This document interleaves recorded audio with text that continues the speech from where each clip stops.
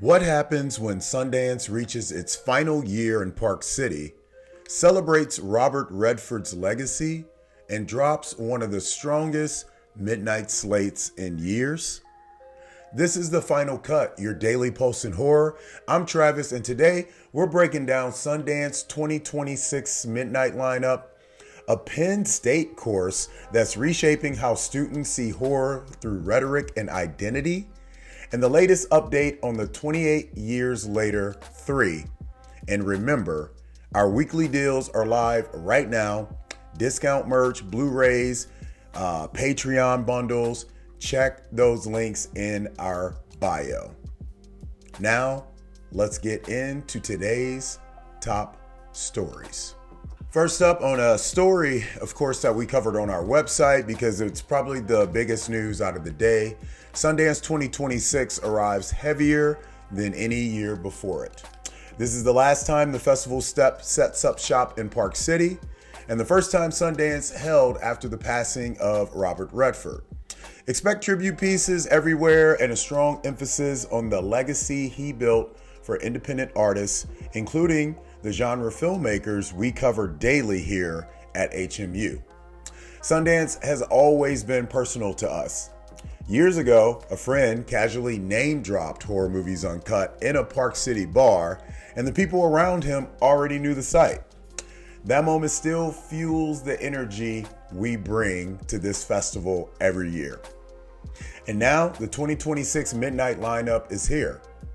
7 films, creature feature, queer horror, body possession, psychological breakdown, and even a music POV documentary sitting proudly in the midnight chaos. A full look is up now on hmuncut.com. That's our website. The lineup is ambitious, weird, global, and exactly the kind of genre Sundance is known for. It sets the tone for the year, and 26 is starting off pretty loud. My question for you guys is, once you see the titles, which midnight title are you hoping becomes the breakout film of Sundance 2026? Right now, I would say Buddy is probably going to be leading. That's Casper Kelly's new film, although I'm very excited about the rest of the films that are playing there that look amazing. Let us know your thoughts in the comments ahead. Next up, what do you think of first when someone mentions a horror film? Jump scares, tropes, gore? Penn State CAS 232N course digs a lot deeper than that. Taught across several campuses, the class examines how horror through rhetoric, identity, ideology, and social history. Professors Alan Larson, Kendall Phillips, and Michelle Ramsey break down how films from The Thing, From Another World to Halloween to Get Out reflect American anxiety, economic, political, and cultural. The course argues that horror is one of the clearest mirrors of who we are and what we fear.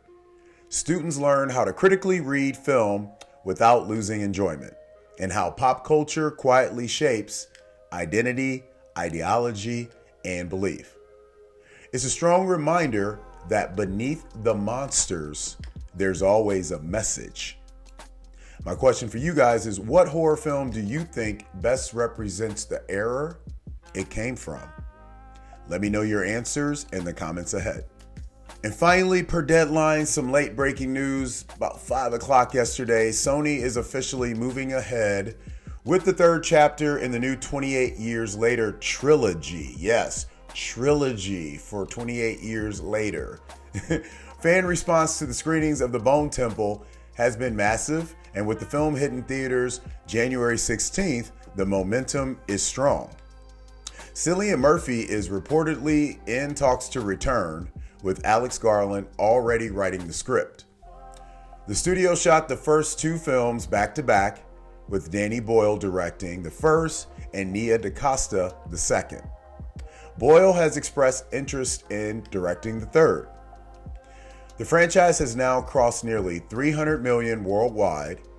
The infected are back, and the world is divided, and audiences are fully locked in for more. I even saw something going on where I guess Someone said they're going to clothe the alpha zombie because his thing is too big and floating around all over the place. I guess we'll find out. My question for you guys is, should Danny Boyle return to direct the third film, or should the franchise keep rotating filmmakers? Let me know your answers in the comments ahead. Today's take: Sundance is closing its Park City chapter, but the energy pushing genre storytelling forward hasn't dimmed at all. From academia exploring horror's political identity to major franchises continuing their evolution, the genre is thriving across every corner of the culture. Which Sundance 2026 midnight title are you most excited for? Vote now in our Spotify poll or leave it in the comments. Got breaking horror news story or story we should be covering? You know the drill. DM us at HMUNCUT. Your tip might be featured on an upcoming episode. That's it for the Final Cut, your daily pulse in horror. I'm Travis, of course. Make sure you follow us at HMUNCUT on all social media platforms. Make sure you like, thumbs up this video, share it, let people know about the show, subscribe so you never miss an episode or any updates. Until then, we'll be back tomorrow to wrap up the week. But you know the drill. I just need you to do one thing: keep the lights on.